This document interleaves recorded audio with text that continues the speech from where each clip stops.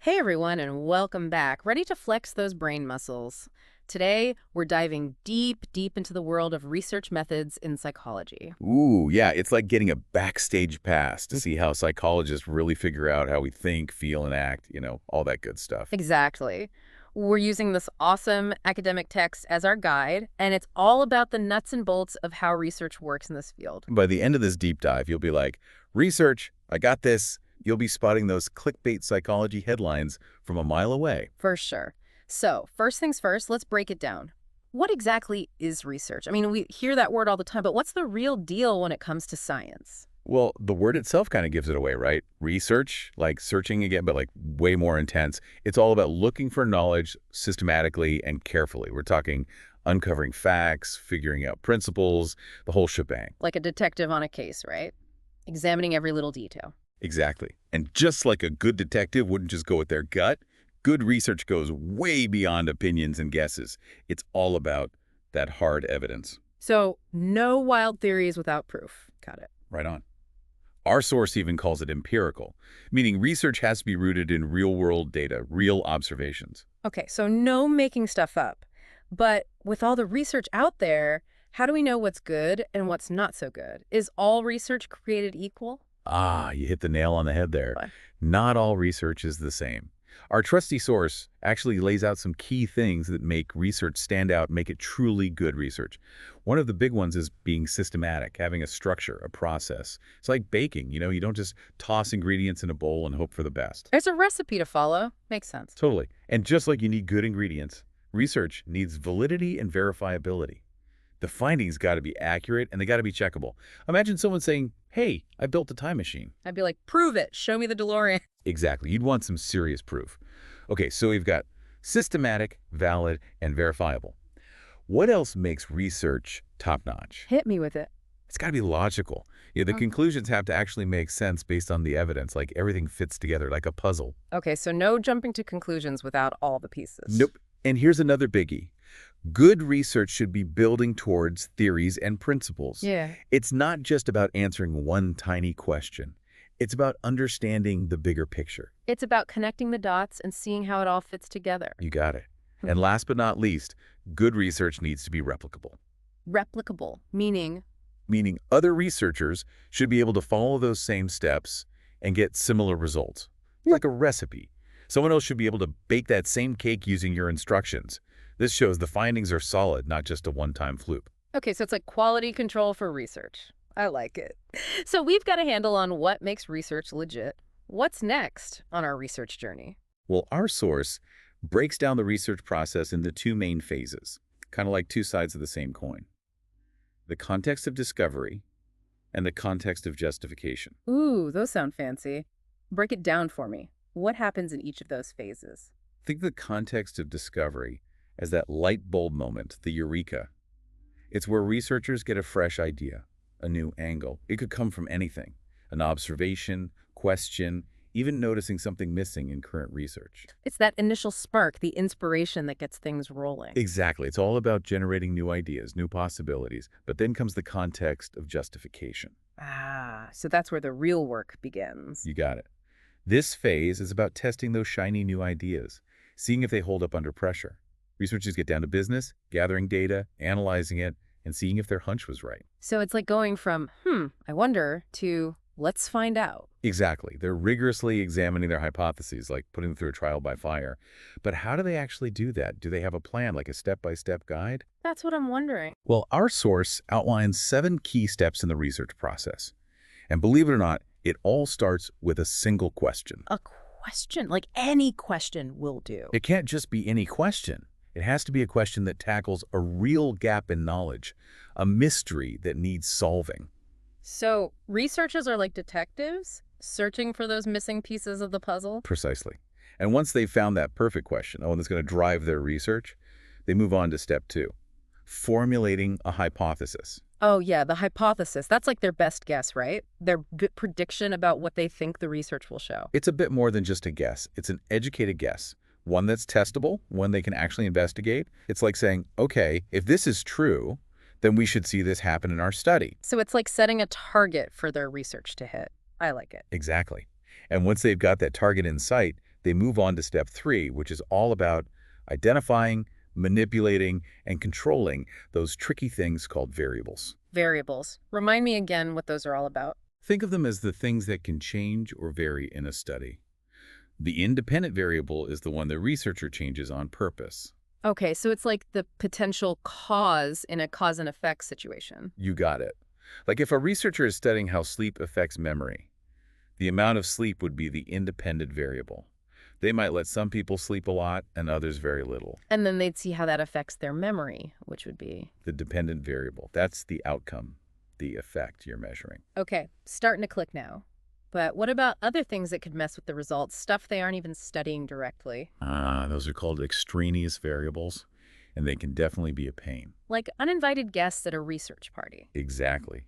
They could be things like age, personality, even the time of day. Researchers got to be aware of these party crashers and try to control them so they don't throw off the results. Like setting some ground rules for the party so things don't get too wild. Exactly. And that leads us to step 4. Formulating a research design. This is where the researchers really map out the whole study, the game plan. They choose their methods, decide how they'll collect data, the whole 9 yards. Sounds like a lot of planning goes into it. It's like creating a blueprint for the research, making sure everything is solid and reliable. So they don't just wing it. Definitely not. Once that blueprint is finalized, it's time for step 5, data collection. This is where they put their plan into action, gathering all the information they need. Time to roll up their sleeves and get their hands dirty. Exactly. And there are tons of different ways to collect data in psychology. They might use questionnaires, interviews, observations, even brain imaging. Wow, so many options. But what happens after they've gathered all that data? It's not over yet, right? Nope, not even close. Next up is step 6, data analysis and interpretation. They got to take all that raw information and figure out what it all means. So it's like having a giant pile of puzzle pieces and trying to put them together. That's a great way to think about it. They use statistical tools to find patterns in the data, spot trends, and draw conclusions. They're looking for statistically significant findings, results that are unlikely to have happened just by chance. So they're not just eyeballing it and saying, looks good to me. They're using some serious math to back up their claims. Precisely. And finally, we reach the grand finale.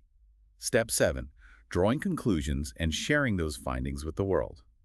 They decide whether their hypothesis was supported, discuss what it all means, and share their work with the scientific community. So it's about connecting those puzzle pieces and revealing the bigger picture, and then sharing that picture with everyone else. Exactly. It's about contributing to that ever-growing body of knowledge and inspiring future research. All right, let's jump back into those 7 steps, the research process roadmap. It all starts with a question, kind of like a puzzle waiting to be solved, or a mystery begging to be unraveled. Yeah, that burning curiosity, that's what gets researchers going. But like we said before, it can't just be any old question. Oh, absolutely. Our source makes it super clear that a good research question, it's the foundation of the whole study. It's got to address a real knowledge gap, like a missing puzzle piece. So no researching if Bigfoot is real or how to build a teleportation device, though I gotta admit, those would be some cool studies. Huh. Maybe someday. But for now, we're sticking to questions that can be tackled with, actual science. So once those researchers have that perfect research question, the one that's going to drive their whole study, what's next? It's hypothesis time, right? That educated guess, the prediction about what they think the research will show. It's a little more than just a guess, though. It's got to be testable, something they can actually investigate. It's like saying, okay, if this is true, then we should see this happen in our study. So it's like setting a target for their research, right? I like that analogy. Exactly. And once they've got that target in their sights, it's time to tackle those variables. Remember those. The independent, dependent, and extraneous ones. Yeah, those are still kind of swirling around in my brain. Maybe a real-world example would help. Okay, imagine a researcher wants to see if a new study method helps students do better on tests. That study method, the thing they're changing, that's the independent variable. Got it. So it's like the potential cause that might lead to a change in something else. Right on. And the outcome, in this case, how well students do on the test, that's the dependent variable, the effect. So it's like a cause and effect experiment. Change the study method, see if it causes a change in test scores. You got it. But here's where those extraneous variables come in. Remember those party crashers? Mm-hmm. What if some students already had awesome study habits? Or what if some were just having a bad day when they took the test? Ah, I see. Those sneaky variables could mess things up, make it hard to tell if it was really the new study method that made a difference. Exactly. And that's why researchers work so hard to control them, maybe by picking their participants carefully or designing their study in a way that minimizes those outside factors. So it's all about creating a fair test, making sure it's really the independent variable that's causing the change. Yep. Which brings us to step 4, formulating the research design. This is where researchers map out the whole shebang, the entire study. They pick their methods, figure out how to collect their data, the whole game plan. It's like creating the blueprint for the research, making sure it's built on solid ground. Precisely. And there are tons of different research designs out there, depending on the research question and what kind of data they need. Some studies involve experiments, where they really control those variables to see their impact. Others use surveys to learn about people's attitudes and beliefs. And some even use observations, watching and recording behavior out in the real world. It's like having a toolbox full of research tools, picking the right one for the job. I like that. And choosing the right tool is key. Researchers have to think carefully about which method will give them the most reliable and meaningful results. Makes sense. Now, what about actually gathering that data? That's step 5, right? Data collection. Yep, time to roll up those sleeves and get to work. Researchers put their plans into action, gathering all that info they need to answer their research question. So what are some of the ways psychologists collect data? Oh, the possibilities are pretty much endless. They might use questionnaires to get info directly from people, conduct interviews to really dig deep into personal experiences, or even use brain imaging to see what's happening inside the brain. Wow, so it's not just about watching what people do, they can actually see what's going on inside their heads. Exactly.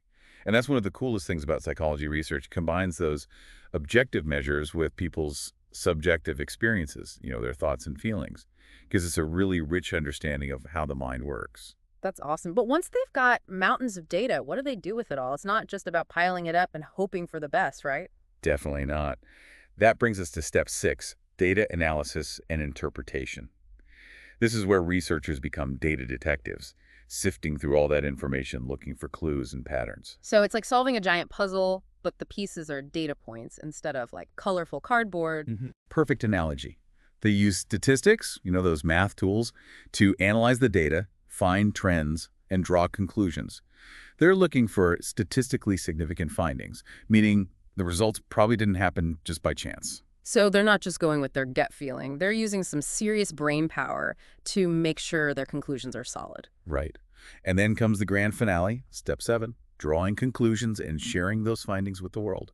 Researchers think about what the data means, see if it supports their hypothesis, and discuss the implications of their work. So it's about connecting those puzzle pieces, seeing the bigger picture, and then sharing that with everyone else. Exactly. It's all about contributing to our collective knowledge and inspiring even more research in the future. Wow, this is really making me think about research in a whole new way. It's not just a bunch of steps. It's a dynamic process, with creativity, critical thinking, and rigorous testing all mixed together. You got it. And now I think it's time to shift gears a bit and talk about the researchers themselves. The minds behind the research. What makes a truly great researcher? Ooh, yeah, let's get into that. I'm curious to hear what you think. It's amazing how much creativity goes into designing these research studies. It's like they're always coming up with new ways to unlock the secrets of the mind, like explorers charting new territory. Exactly. And speaking of exploration, our source talks about how research has these 2 distinct phases or contexts, the context of discovery and the context of justification. Yeah, we touched on those earlier, but I'm ready to dive a little deeper. What makes those 2 contexts so different? Imagine a researcher totally fascinated by the power of music, like how it can make you feel things, bring back memories, even change how you act. Ooh, I love that. Music is so powerful, right? Totally. So this researcher might start by just observing how people react to different types of music. Noticing how upbeat tunes get people energized, while slower, more mellow stuff makes them feel calm. Like those nature shows where they watch animals in their natural habitat, just observing and taking notes. Exactly. And through those observations, our music-loving researcher starts to get this hunch, a hypothesis, that maybe listening to classical music could actually boost brain power. Okay, so that initial spark, that light bulb moment, that's the context of discovery. You got it. It's where ideas are born, where curiosity and observation lead to those new hypotheses, those potential research avenues. But it doesn't end there, right? They don't just go with their gut feeling. Nope. That's where context of justification comes in. Time for some serious testing and critical thinking. So it's like taking that rough idea and polishing it, refining it through, like, the scientific method. Perfect analogy. Our researcher, with their hypothesis in hand, would then design a super-controlled experiment to see if their hunch about classical music actually holds up. They might have some people listen to classical music and others just sit in silence, then give them a brain teaser to solve and compare the results. So it's not just, oh, I noticed this one time. They're actually putting their hypothesis to the test in a structured scientific way. Exactly. Context of justification is all about evidence, rigor, and a healthy dose of skepticism. It's about going beyond those initial hunches and really putting those ideas through the ringer. It's like having a great idea for an invention, but then you actually got to build it and see if it really works. That's a great way to put it. Context of discovery is about generating those cool ideas, and context of justification is about making sure they're actually legit. They work together, kind of like a research power couple. I love that. And it's that back and forth between exploration and validation that keeps research moving forward, pushing the boundaries of what we know and leading us to a deeper understanding of, well, everything. This is making me think about research in a whole new light. It's not just a straight line. It's this dynamic process of creativity, critical thinking, and rigorous testing. You got it. And as we wrap up our deep dive into research methods, I think one of the biggest takeaways is how important it is to be an informed consumer of research. Yeah, especially these days, with so much information flying around, it's hard to know what to believe. Absolutely. So when you come across research findings, in the news or online or even just in conversation, remember what we talked about today. Ask questions, think about where the information is coming from, and don't be afraid to dig a little deeper. Be a research detective, examine the evidence, and draw your own conclusions. Exactly. And remember, research is always evolving. New discoveries pop up all the time, challenging old ideas and opening up new possibilities. It's like a lifelong learning adventure, always seeking out new knowledge. Right on. And who knows, maybe someday you'll be the one making those groundbreaking discoveries, adding your own piece to the puzzle. This deep dive has been awesome. It's given me a whole new appreciation for the power of research and the amazing work that researchers do. I'm so glad to hear that. Remember, curiosity is the key to unlocking new knowledge. So keep those questions coming, keep exploring, and never stop learning. Couldn't have said it better myself. Thanks for joining us on this deep dive into research methods. Until next time, stay curious out there.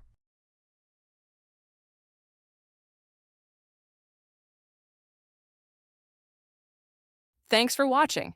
If you found this video helpful, don't forget to give it a thumbs up and share it with your friends. Your support helps us keep creating valuable content like this.